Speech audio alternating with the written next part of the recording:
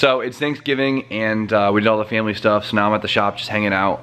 So I wasn't anticipating filming today, just mainly because I don't really have anything to do to my cars and none of the guys around, so it's just kind of me sitting around the shop just pushing stuff around. But I figured you guys might appreciate me doing just a short video rather than no video at all. So I was kind of tinkering with the Fair Lady because I saw there was a bunch of stuff hanging from underneath the steering wheel, and I realized that this thing actually has a mess of wiring underneath. Look at this. So I kind of just tore everything apart right here to try and trace some of the wiring to figure out what the hell this is all coming from and what the hell it all does. And I thought it was really funny, and I kind of figured out it's actually a whole security system that I don't think is really hooked up anymore because it doesn't seem like power is going to it. Who knows? So this is the kick panel right here. It covers all of this. And I did notice this box a while ago, but I didn't really think anything of it until more wire started to hang. So when I looked this up on Google, it came up with this website, of course, all in Japanese, and it's really apparent this is what I have. And though I can't read Japanese, the box, what it comes in, says car security system. I don't know. That might not be too interesting to too many people that thought that was cool. I don't know, something that was, you know, bought and installed in Japan seems kind of sick, but there is 100 wires under here spliced into a bunch of other wires, and it's a little intimidating, but I think I'm going to try and fully remove this security system thing just so we have no issues with it in the future. So I pulled the box down and all the wires with it, and it kind of guides me over to another box over here that I'm going to, I guess, push through.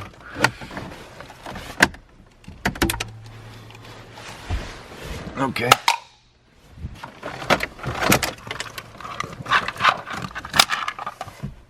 So it looks like a mess, but it's not too bad. So I kind of quickly noticed that this car is wired for subwoofers. There's all the wiring you need for subwoofers literally right in here, basically going down in the carpet, and this is the ignition power for it. So I'm gonna keep this because if all the cables are, you know, ran, that's the hard part. So I kind of want to put like a little 10-inch sub in here. That'd be kind of cool.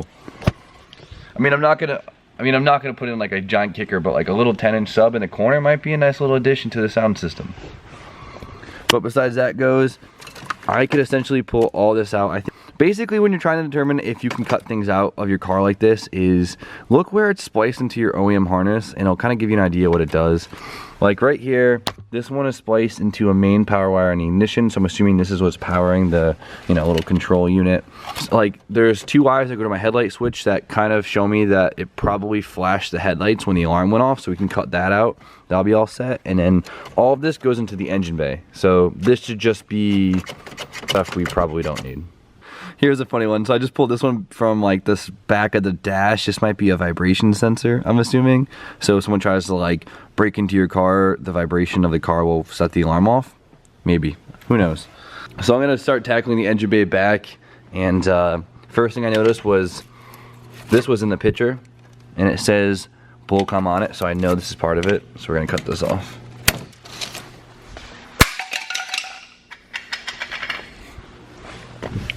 Nice. Sick. I cut it all out. It's all set. This thing is officially out. But now I'm a little upset. Now this fancy arena horns that I showed in my like little walk around video, as you could see them like right here, they're poking up.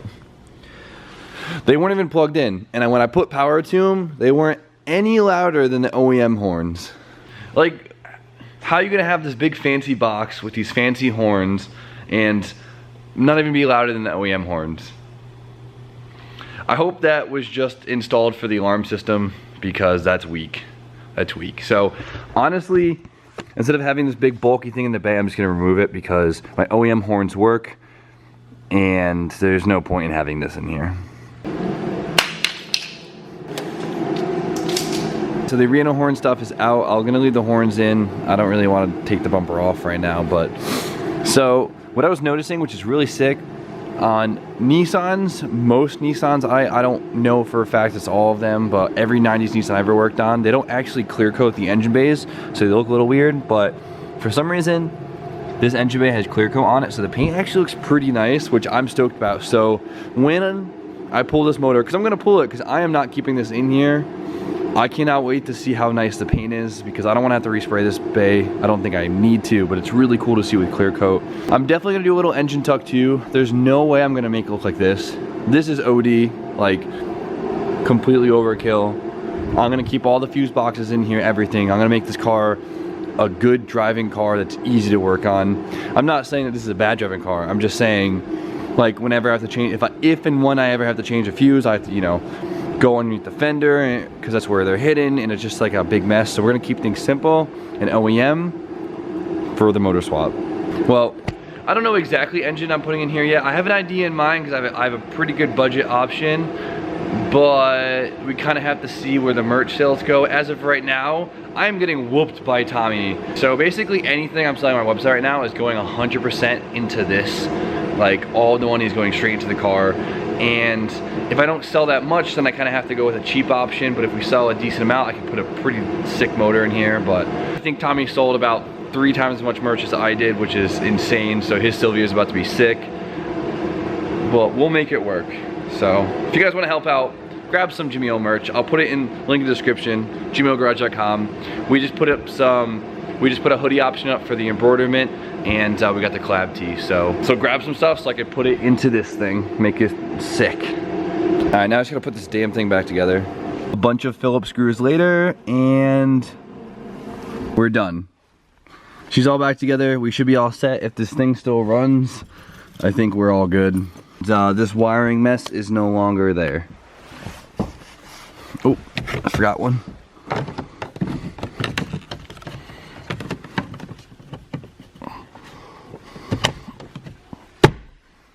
Done.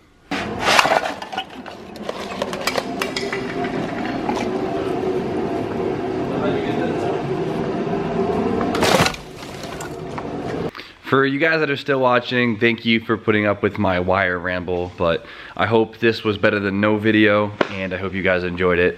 So I was kind of wondering, what do you think I should do first? Should we work on the exterior look and try and make it look pretty first, you know, make some side skirts on it, stance it all out, put on some cool wheels, or we should worry about the drivetrain first and do the engine, trans swap, all that stuff, and then worry about the exterior looks? I don't know. Let me know what you guys think. What should go first? Drivetrain or looks? Kind of dying to see this thing all stanced out. Alright, so I'm going to call it a night. I hope you guys enjoyed my short little video, but that's it. So remember to grab some merch from the store so we can make this build off insane. I can beat Tommy Fia's ass. And yeah, so like, comment, subscribe. Have a wonderful day, and I will see you guys tomorrow.